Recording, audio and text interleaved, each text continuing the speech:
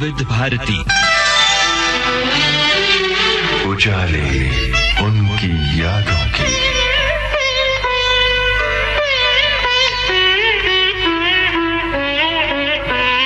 उजाले उनकी यादों की।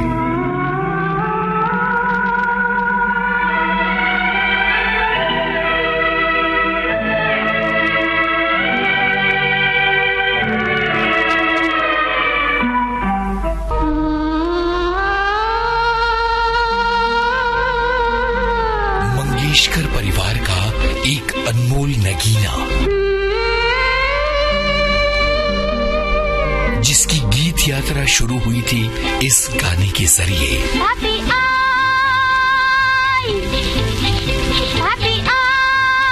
उनकी गायकी में शब्द जैसे खिल खिल पड़ते हैं। आज हर दर्द भुला दो किसी पागल की तरह।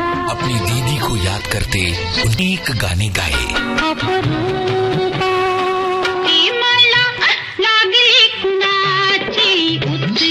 वो भक्ति का एक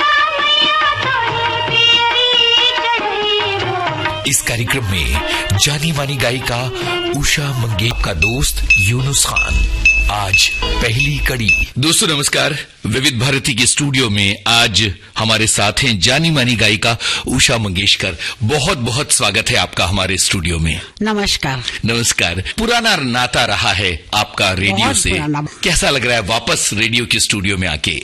अच्छा लग रहा है। सबसे पहले कब गई थी आप आकाशवाणी के स्टूडियो में? मेरे 10-12 गाने चल पड़े जी। तब मैंने विविध भारती में एक मर्तबा आई थी। अच्छा अच्छा। और मेरे ख्याल से बाकी और जो आपके प्रोग्राम थे उसमें मैं काफी आई हूँ, जैसे जवानों के लिए जयमाल अभियान 2 मर्तबा आई थी जी। और गाने भी बहुत किए हैं, वह हमारा नाता पुराना है जी। इसके अलावा आपने कुछ मराठी गाने भी आकाशवाणी के लिए रिकॉर्ड किए हैं, ऐसा मुझे पता है। जशवंत देव जी का किया है, उनके असिस्टेंट का किया है, और मुझे डायरेक्टर याद नहीं है, लेकिन काफी बहुत बड़े स्टूडियो में किया था, बहुत बड़ा स्टूडियो था वहाँ पे क्या था हमारे उधर, मतलब क्या बात ये है। तो दूर है बहुत जी। अच्छा, मुझे ये बताइए कि मंगेशकर परिवार में रेडियो सुनने की परंपरा किस तरह की थी जब आप छोटी थी और जब दीदी भी थी और आप लोगों की हम लोग गायकी का छोटे थे सिलसिला था? और तब रेडियो सबसे एक ही चीज थी जिससे हम लोग का मनोरंजन हो रहा था, गाने आते थे और पसंद के गाने सुनने के लिए हम लोग इकट्ठा होकर बैठते थे। मैंने पहली मर्तबा रेडियो देखा है जब मेरी उम्र होगी 6, 6.5, 7 जी। पूना में हमारे फैमिली फ्रेंड थे, उनके घर में रेडियो था, हमारे घर में नहीं था, क्योंकि हम लोग घर बदलते जाते थे। मेरे पिताजी घर में इतना अच्छा गाते थे तो कोई सवाल ही नहीं था रेडियो का, और अब छोटे भी थे बहुत जी। तो दीदी उस दिन एक नाटक के गाने गा रही थी मेरे पिताजी के, तो वो सुनने के लिए हम लोग गए थे। पतली आवाज में दीदी गा रही थी, राधा धरा मधु मिलिंदा मराठी में गा रही थी। उस बार मैंने पहली मर्तबा रेडियो पे गाना सुना दीदी का। हम लोग सब नीचे बैठे थे, ऊपर रेडियो था छोटे से। क्या बात है। तो ये रेडियो सुनने का रोमांच किस तरह का था उस समय में, याद करके बताएं।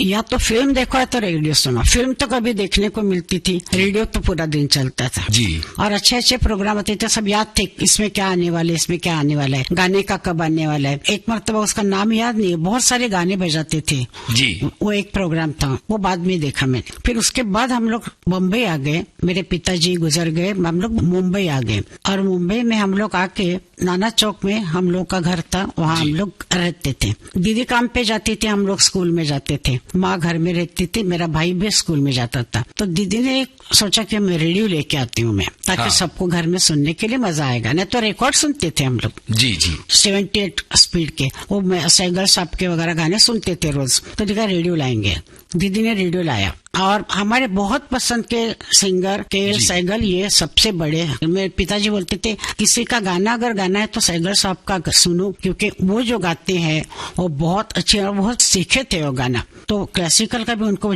बहुत ज्ञान था ना। मेरे पिताजी तो बहुत ही बड़े थे, तो वो कहते थे मैं सुनाऊंगा वो गाना, नहीं तो उसके बाद इनका सुनो। कभी अगर फिल्म का गाना सुना तो सिर्फ सैगल साहब का जी। और दीदी ने पैर से रेडियो लाया, ऊपर रखा, उसने ऑन किया और पहले जो उसमें बात आई है कि आज सैगल साहब की डेथ हुई जी। दीदी ने बंद किया और दे दिया वापस, अभी रखना ही नहीं मुझे। उसके बाद हमारे घर में रेडियो कभी भी नहीं आया। कुछ जो सुना और हम लोग सब ऐसे हो गए कि इतना बड़ा आदमी गया।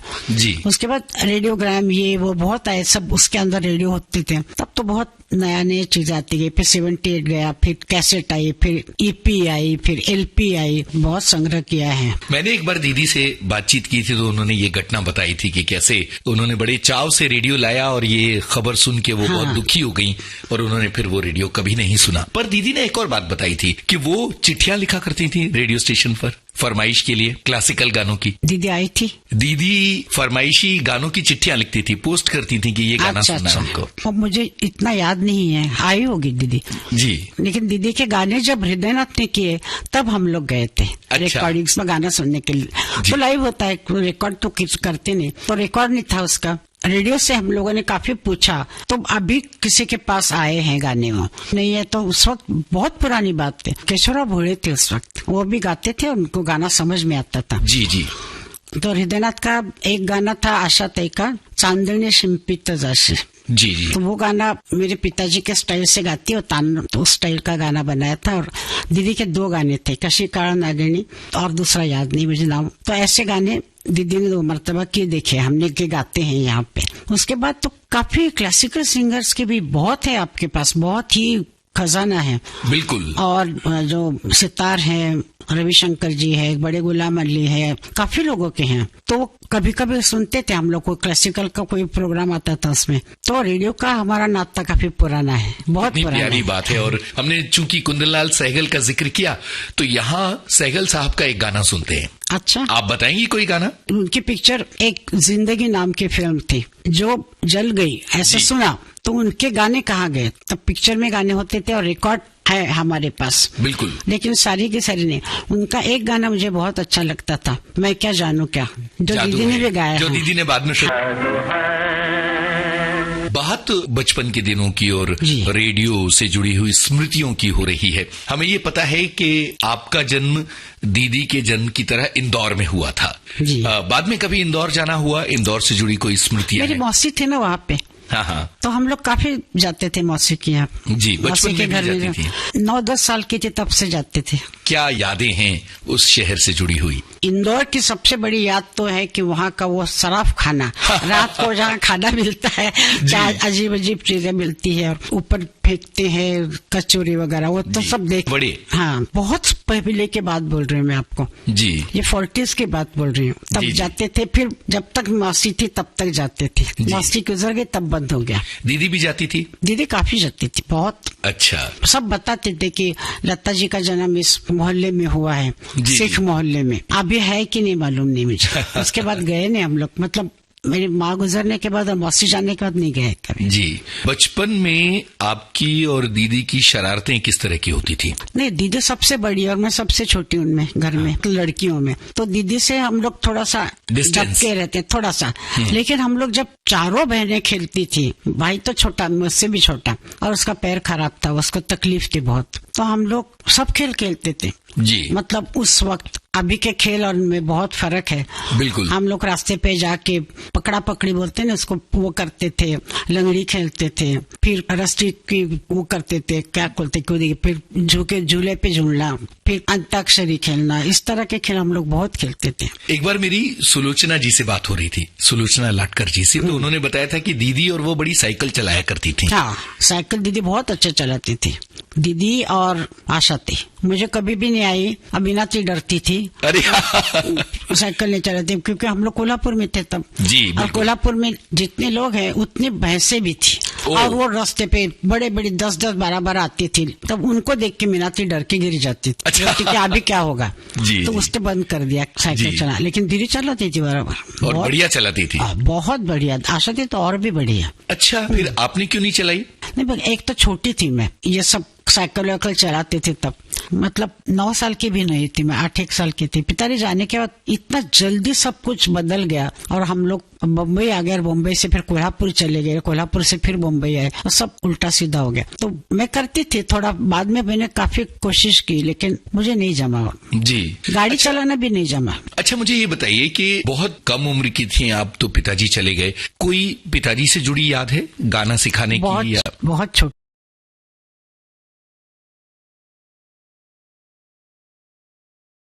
एहसास हुआ कि कितने बड़े और दिग्गज बहुत कलाकार बहुत थे पिताजी। बहुत बड़े कलाकार, बहुत बड़े ज्योतिषी, अच्छा, और चेहरा देख के बोलते थे, बहुत ही बात बड़े। लेकिन किसी भी लड़की या लड़के का कोई उन्होंने बताया नहीं। जब बहुत बीमार हो गए तब माई ने पूछा कि मैं क्या करूं, आप ही तो सब कुछ है, अगर आपको कुछ हुआ तो मैं क्या करूंगी, तो क्या मेरी चिंता कर रही हो, घर की चिंता मत करो, ये जो लता है ना वो तुम देखती रहो, इतना ही बोला उन्होंने। गजब। और मेरे पिताजी गए, दीदी 13 साल की थी, उसने आके माँ को बोला कि मैं घर संभालूंगी, तुम चिंता मत करो, मैं हूँ ना। सबसे बड़ी, हृदयनाथ बहुत बीमार था और बहुत छोटा था, उसने बोला, और मेरे ख्याल से कुछ महीनों में दीदी को ऑफर आई कि तुम पिक्चर में काम करोगी, बच्चे कलाकार का, तो वो कलाकार का काम उसने बोला मैं करूंगी।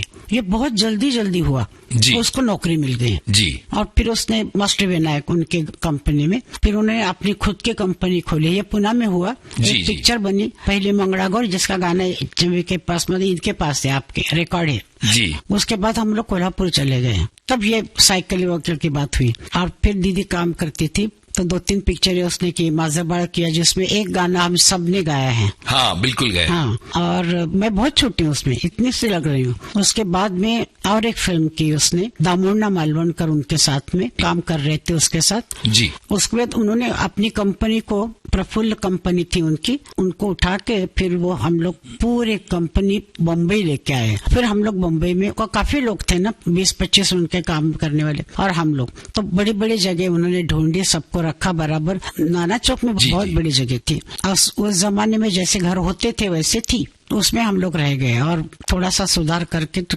रहते। मंदिर सामने था, मंदिर के इस तरफ हम लोग रहते थे और बीच में एक बगीचा था, बहुत अच्छा था। आपके गाने की शुरुआत किस तरह से हुई और कब हुई, मतलब परिवार में किस तरह से गाने की शिक्षा आपको दी गई? परिवार में किसी ने गाने की शिक्षा नहीं दी, क्योंकि किसी ने इतना गाना नहीं सीखा था, हालांकि दीदी ने भी नहीं। दीदी ने 2-3 गुरुओं से गाना सीखा। एक तो आमन अली खां साहब जी, भिंडी बाजार वाले, वो भी बम्बई में सीखा काफी दिन तक। उसके बाद में अमानत खां साहब के पास सीखा, लेकिन 10-10 साल का रियाज होना चाहिए तब जाके क्लासिकल गाते हैं। उतना रियाज करने को टाइम नहीं था, क्योंकि उसको घर चलाना था। तो फिल्मों में गाना शुरू किया, और तो फिर आप सबको मालूम है वो रुकी नहीं फिर, बिल्कुल। और नाम होता गया, सब बहुत अच्छा हुआ कि दीदी ने अपने पूरे परिवार को एकदम लाइट में लाया। तो हम लोग बड़े कलाकार के बहनें हैं और बेटियां हैं, ये सब दुनिया को दिखा दिया उसने। उसको क्या बोले, उसको बहन बोले माँ बोले, मेरे समझ में नहीं आता, तो हम लोग माँ ही बोलते उसको, माँ बाप दोनों नाम दिए उसको। जी बिल्कुल सही कह रहे हैं आप। पहली बार दीदी को जब पर्दे पर एक्टिंग करते हुए देखा, कैसा लगा था आपको? इतनी छोटी सी थी दीदी। मैंने स्टेज पे देखा था ना उसको नारद के काम में। अच्छा। मैं बहुत छोटी थी, मैं सो गई बाद में। हाँ। तो ये देखा था मैंने। और उसके बाद में मेरे पिताजी के एक नाटक में मैं थी, उनके साथ में बैठी थी, वो थोड़ा सा याद है। तो एक्टिंग करना उस वक्त ऐसा कुछ नहीं था कि नई बातें जी। और दीदी को जब देखा पहली बंगड़ागौर में तो अच्छा लगा बहुत, फिर माजरबाड़ में भी बहुत अच्छी लगी, फिर दूसरे सब पिक्चरें हम लोगों ने देखी। उसके साथ हम लोग जाते थे शूटिंग में, सब शॉट वगैरह देखते थे, तो कुछ नई बात नहीं थी हमारे लिए। नाना चौक में जब आप लोग बस गए और एक तरह से मुंबई में जमने का संघर्ष शुरू हुआ, हाँ। वो कितने मुश्किल दिन थे? उस जमाने में कोई मुश्किल नहीं लगती थी जी। पैदल चलना कोई खराब नहीं था। हम लोग फिर सिनेमा देखने जाते थे माँ के साथ, माँ भी पैदल चल के जाती, सब। माँ तो कभी भी नहीं कोई गाड़ी में बैठी, ऐसा कुछ नहीं। और दीदी को स्टेशन जाके ट्रेन पकड़ के अंधेरी आना है, मालाड आना है, मालाड में खासकर ज्यादा होता था जी। ऐसी जगह पे आती थी, वहाँ बग्गी होती थी स्टूडियो की, बग्गी में बैठ के वो जाती थी। तो कभी कभी हम लोग भी जाते थे। एक गाने की रिहर्सल मैंने सुनी है, आएगा आने वाला। अरे गजब, महल फिल्म के इस गाने की रिहर्सल हाँ। सुनी है आपने? तो ये बॉम्बे टॉकीज के स्टूडियोज में आई थी आप मलाड में? उधर ही। और मैंने दीदी को कहा कि मुझे, अशोक कुमार उस वक्त रिटायर हो गए थे, बहुत मोटे हो गए थे, अच्छा। वहाँ काम नहीं कर रहे थे। फिर उन्होंने थोड़ा पतला होके आएगा आने वाले उसमें काम किया, महल। तो मैंने दीदी को कहा मुझे अशोक कुमार जी को देखना है। अच्छा। तो उस दिन मैं नीचे उतर के आई, तो जो स्टूडियो था जहाँ पे रिकॉर्डिंग होती थी वो फ्लोर पे होती थी, स्टूडियो अलग नहीं होता था। और रिकॉर्ड करने वाले इंसान बूथ में बैठते थे जी, कांच के जी। और सब कलर पड़े हैं, झाड़ लगे हैं झूठे, और ऐसे इसमें गाते थे, आवाज नहीं करना, ऐसा उनका रूल था। तो मैं नीचे गई तो वो स्टूडियो के दरवाजे में, मतलब बड़े फ्लोर के दरवाजे में ऐसे हाथ करके खड़े थे। तो मुझे बहुत खुशी हुई देख के। अभी जो से किसी हीरोइन को देख के बच्चे खुश होते वैसे मैं एकदम खुश हो गई। दीदी मैंने देखा अशोक कुमार जी को, सफेद शर्ट था उनके हाथ। और फिर अचानक मैंने मास्टर गुलाम हैदर को देखा। हालांकि दीदी ने गाया था उनके पास, लेकिन मैं नहीं गई थी, तो मैंने उनको नहीं देखा था। तो अचानक वो कोट वोट पहन के, और हमेशा काला कोट और पैंट पहनते थे, ऐसा सुना था। तो उनको देखा कि वो ऐसे अंदर जा रहे थे, लेकिन उनकी रिकॉर्डिंग में नहीं गई मैं। आएगा आने वाला, और उसके पहले जो फर्स्ट गाना दीदी ने रिहर्सल किया था, हरीश चंद्र बाली उनके म्यूजिक डायरेक्टर थे जी, बहुत ही अच्छा था। शेर पे गाना था, दिल को तुझे हुआ क्या है, आखिर इस दर्द की दवा क्या है, ये गाना था जी। मतलब शेर ही था पूरा इनका। तो मैंने सुना और मैंने याद कर लिया। मुझे याद करने की बहुत आदत है जी। जैसे कि आप गुजराती बोलेंगे तो मैं फट से याद कर लेती हूँ, वैसे बोलती हूँ, फिर भूल जाती हूँ। अच्छा। लेकिन गाना कभी नहीं भूलती मैं जी। तो मैंने वो गाना सुना, मुझे याद रहा, और सुना कि वो गाना रिकॉर्ड हुआ लेकिन पिक्चर नहीं बनी। उसके बाद और भी गाने हुए, लेकिन मैं बाद में नहीं गई, मैंने एक ही मर्तबा गई थी मैं जी। तो ये आएगा आने वाला की रिकॉर्डिंग चल रही थी, ये दीदी का पहला बड़ा गाना था, और आपने कहा कि आपने उसकी रिहर्सल देखी। मैं रिहर्सल देखी थी, तब रिहर्सल इतना धीरे करती थी कि क्या गा रहे समझ में नहीं आता था, और कोई एक्शन नहीं, हाथ ऐसा कुछ नहीं। हमको सब उसकी आदतें मालूम थी, मुझे मालूम था कि ये क्या गाने वाली है, सुनाती भी कभी कभी, और इतना विश्वास था कि ये गाएगी, वो बराबर गाएगी। इसमें कोई बचपन से सुन रहे मेरे पिताजी को, पिताजी याद नहीं, लेकिन इसको ये याद है बिल्कुल। हम लोग खाने पे बैठते थे, मेरे पिताजी थे तब, मुझे इतना याद नहीं, क्योंकि मैं पिताजी का चेहरा याद नहीं आता मुझे, थोड़ा थोड़ा हल्का हल्का याद आता है। 5 साल की थी मैं, शायद 6 साल की थी। तो डर के मारे हम लोग नीचे मुँह करते, बस सब खाने के लिए बैठे, 5 बैठे हैं, और दीदी करी हूँ, मैं करी हूँ, मीनाती करी हूँ, आशाती करी हूँ, पिताजी ले क्या कर रहे हो? नहीं, हम लोग गाना सुना हुआ ऐसे याद कर रहे हैं। ऐसे दीदी ने बोला ये नहीं करने का, गा नहीं सकोगे, गला खराब हो जाएगा। उसके बाद कभी हम लोगों ने किया नहीं। अरे गजब, ये कितना सुंदर नजारा होगा कि खाने पर सब लोग जो है वो आलाप जैसा हमिंग कर रहे हैं। आएगा रिहर्सल 2 मरतबा सुनी। आज खेमचंद जी ऐसे नीचे बैठते थे, लोड वोड लगा के, हम लोग गद्दी पे ऐसे बैठते थे, दीदी बैठ के गाना सुनती थी और याद करके लिखती थी जी। और लिखने का क्या, गाना लिखने के बाद ये ऊंची लाइन है तो ऐसे नीचे ऐसे ऐसे अपनी तरफ से वो लोग उसको तैयार करते, मैं भी वैसे ही करती हूँ। तो दीदी ने रिहर्सल वगैरह किया, तो उस वक्त तो एक रिहर्सल से गाना नहीं होता था जी, ना ही फ्लोर पे गाना रिहर्सल करके होता था। 10-12 रिहर्सल होती थी, कभी कभी 15 तक जाता था। तो दीदी 2-3 रिहर्सल में आई, वह रोजाना ट्रेन से आओ, इधर में घंटा लाता था। हम लोग खेल में लगे रहते थे, मेरा भाई के पैर ठीक हो गया था, हम लोग बहुत खेलते थे। तो एक मरतबा जैसे रिकॉर्डिंग थी उस दिन मैं गई। अच्छा, उस वक्त अभी रात को नहीं रिकॉर्डिंग करती है जी, और संडे को होती। उस वक्त ना संडे था ना मंडे था, कुछ नहीं, रात के 12-1-2 बजे तक रिकॉर्डिंग चलती थी। तो गाने का शेर था खामोश है जमाना, तो वो फेड आउट था, दूर से आ रहा है जी। फेड आउट नहीं था उस वक्त, ओवरलैप भी नहीं था, कुछ भी नहीं था, मशीन में था ही नहीं, सिर्फ गाना ही गाना एक ही इसमें। तो दीदी ने कहा कि ठीक है, मैं फेड आउट करती हूँ और फेड इन आउट करती हूँ। वो दूर जाके खड़ी रही और वहां शुरू किया उसने खामोश है जमाना, और आते आते आते आए गाने वाले पे माइक पे आई। वो सबको बहुत अच्छा लगा, रिहर्सल में एकदम परफेक्ट हुआ। तो उन्हें कहा रिकॉर्ड करो, वो रिकॉर्ड किया। उसके बाद में 12 बज गए थे, मैं सो गई थी। अच्छा, कुर्सी पे सो गई। गजब। ये गाना सुनते हैं, अपने सुनने वालों को ये गाना इसलिए सुनवाते हैं कि इतनी सुंदर कहानी आपने इस गाने से जुड़ी हुई बताइए।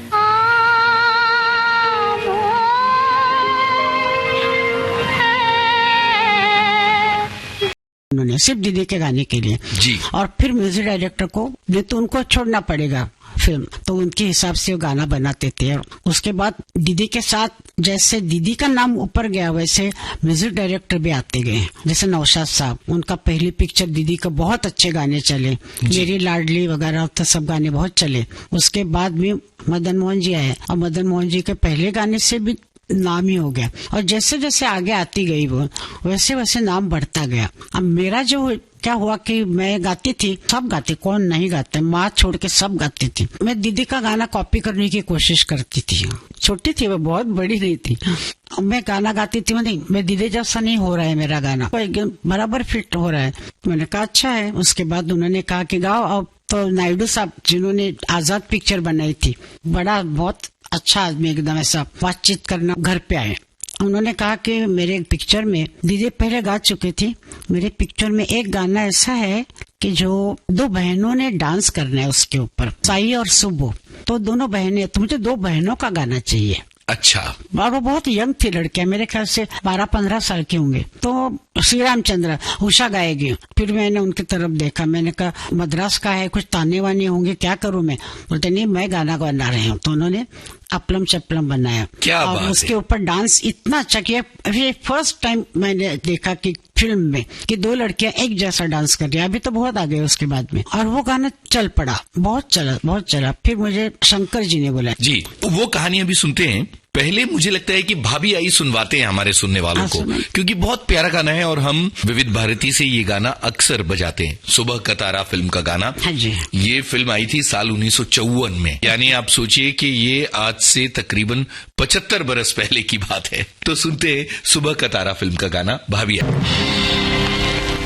इस गाने ने आपको एक तरह से लोकप्रियता दी होगी। हाँ। और मेरा कॉन्फिडेंस मिला मुझे। जी, और सी रामचंद्र की वजह से ये हुआ कि फिल्मों में आपका गाना शुरू हो गया। लोगों ने पहचाना कि भाई उषा मंगेशकर भी गाती हैं। इस परिवार की एक और गायिका है, आशा जी भी गाती हैं, लता जी भी गाती हैं, उषा जी भी गाती हैं। तो जब अपलम चपलम का ऑफर आया तो जाहिर है लाइव ऑर्केस्ट्रा का जमाना था। हाँ। दीदी के साथ और पूरे ऑर्केस्ट्रा के साथ इतना बड़ा गाना गाने का अनुभव कैसा था? आपको कुछ घबराहट हो रही थी? दीदी के काफी रिकॉर्डिंग में हम लोग जाते थे, तो हमको मालूम था कैसा चलता है। हाँ। और फ्लोर पे भी जाते थे, बाद में स्टूडियो हो गए, तो हम लोग स्टूडियो में जाके देखते थे कि म्यूजिशियन बन जाते हैं। हम लोग अंदर बैठते थे, और कभी कभी दीदी ने अगर गाया तो एक तान ली दीदी ने, तो मैं सोचती थी ये तान दीदी इससे बहुत अच्छा लेती है, ये अच्छी है लेकिन वैसी नहीं है जैसे हमने सुनी है।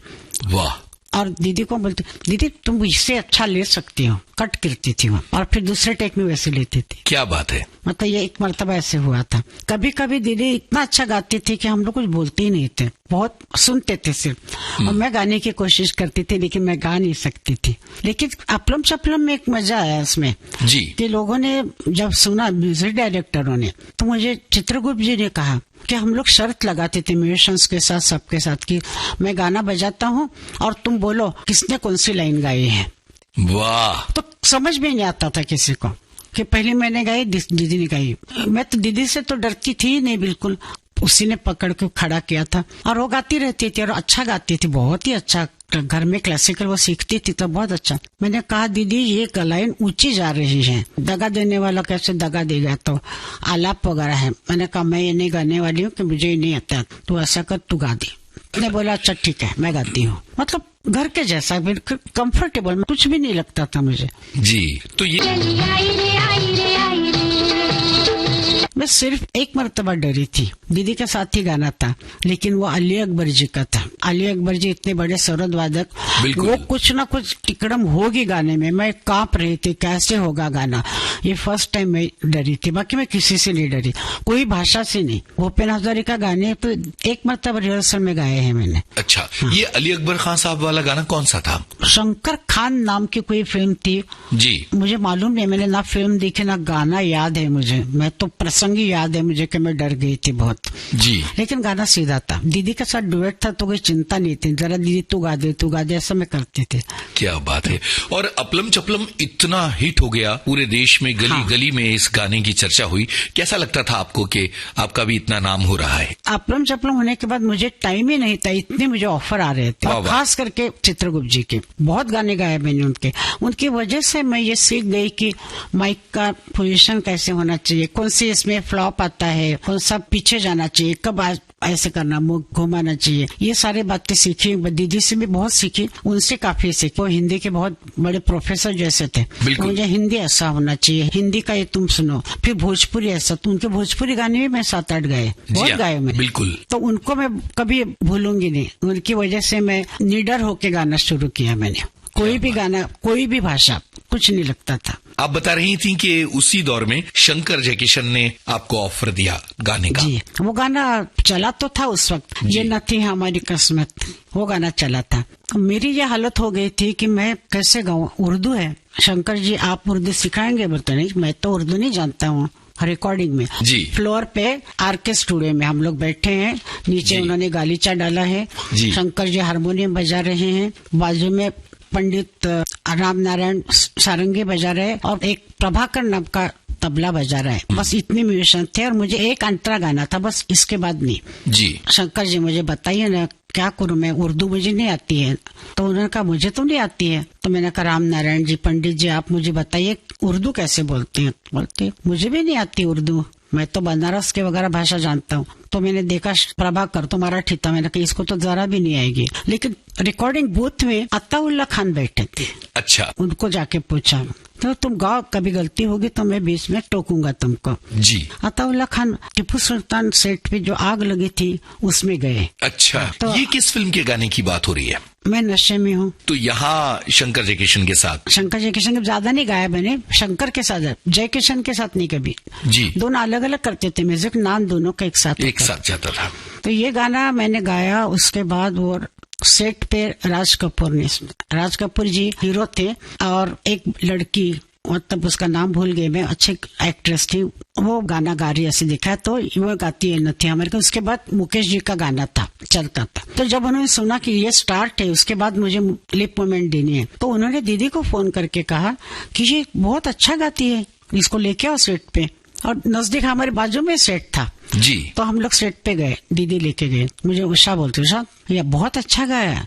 मैं कुछ बोला ही नहीं, मैंने कभी बात नहीं करती थी। अच्छा। राज कपूर जी के साथ बात ही नहीं कभी की। उनके बर्थडे पे हम लोग जाके बैठते थे, लेकिन मैं चुपचाप कोने में बैठती थी। तो वो बहुत अच्छा गाया है, तुम गाओ गाओ और गाओ। मैंने कहा ठीक। उसके बाद मैंने बोला दीदी को मुझे पेंटिंग सीखनी है, और एम.आर. आचरेकर उनके आर्ट डायरेक्टर है। हाँ, जो तो फिर राज कपूर उससे मेकअप के साथ आए हमारे एकेडमी में, और उन्होंने कहा, भाऊ साहब बोलते थे, भाऊ साहब इसको सिखाइए। गजब। तो मैंने पेंटिंग फिर काफी देर तक 2-3 साल सीखी उनसे। आचरेकर जी आपके गुरु बने। कितना मुश्किल था पेंटिंग सीखना? मेरे लिए मुश्किल नहीं था, मैं पहले से मेरे दिमाग में चलता था, और मैं स्कूल में भी सबको पेंटिंग करके देती थी मर्जी से। स्कूल में हम लोगों ने, हृदयनाथ छोटा था, 4th में था, मैं 5th में थे, ऐसा कुछ था। तो हृदयनाथ ने कहा कि हम किताब लिखेंगे। अरे वाह। वो बहुत अच्छा लिखता है और बहुत उसका दिमाग बहुत अच्छा है। तो उसने कहा कि रामदास स्वामी जी का अल्प चरित्र लिखेंगे। मैंने कहा लिखो। उसने सब लिखा। अब बोला मुझे पेंटिंग करके दो।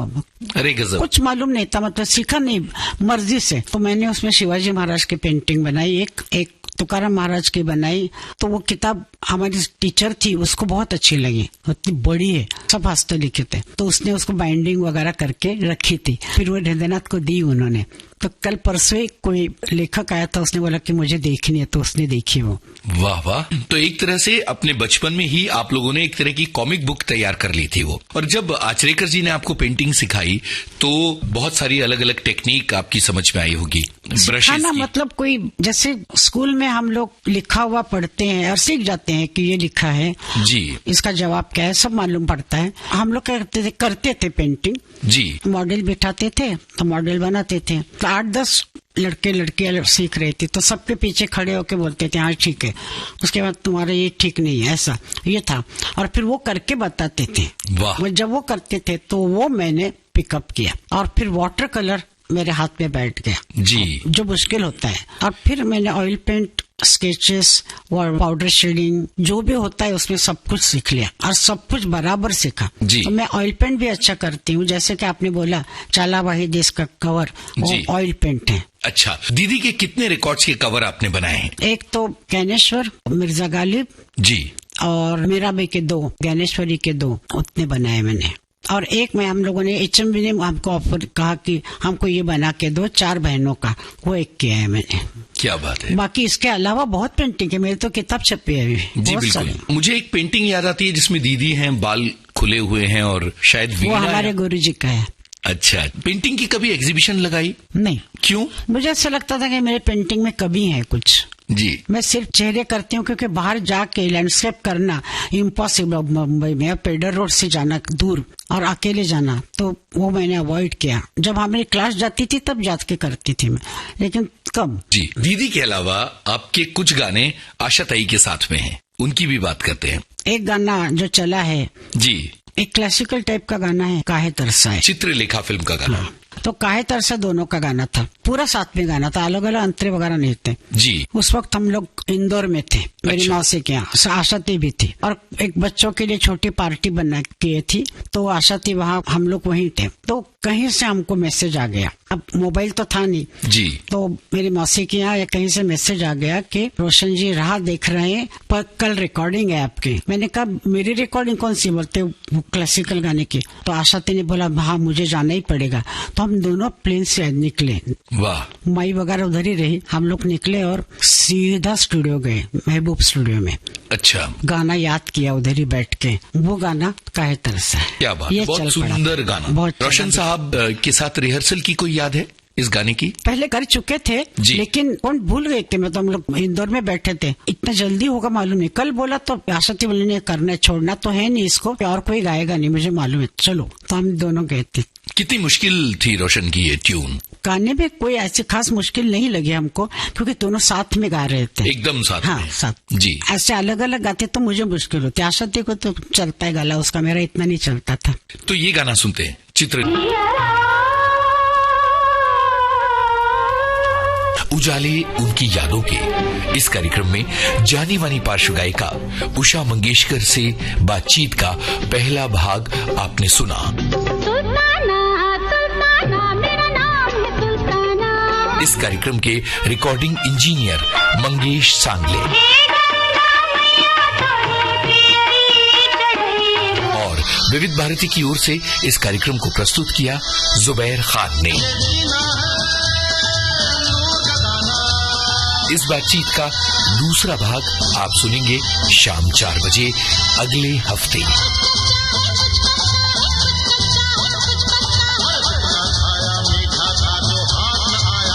तो अब यूनुस खान को इजाजत दीजिए, नमस्कार। उजाले उनकी यादों की।